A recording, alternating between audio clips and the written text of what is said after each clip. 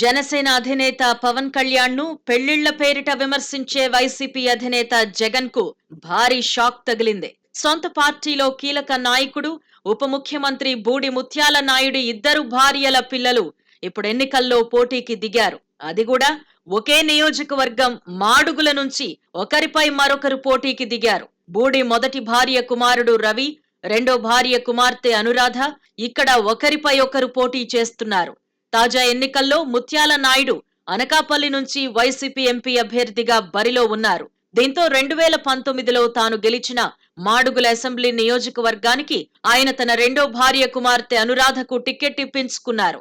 ప్రస్తుతం K Kotapadu ZPTC సభ్యురాలిగా ఉన్న Anuradha YCP అభ్యర్థిగా నామినేషన్ దాఖలు చేశారు. ఇంతలో తెరమీదకొచ్చిన మొదటి భార్య కుమారుడు రవి ముత్యాల నాయుడి వారసుడినైన తనకు టికెట్ ఇవ్వకుండా అనురాధకివ్వడమేంటి అని ప్రశ్నిస్తూ మాడుగులలో స్వతంత్ర అభ్యర్థిగా నామినేషన్ వేశారు.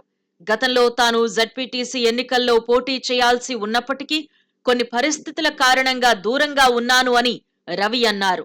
ఇప్పుడు సమయం వచ్చిందని, అందుకే ఎన్నికల్లో పోటీ చేస్తున్నాను అని తెలిపారు. నాయకులు పథకాల ఆశ చూపుతారు అని, ఓటర్లు మోసపోవద్దని ఆయన సూచించారు.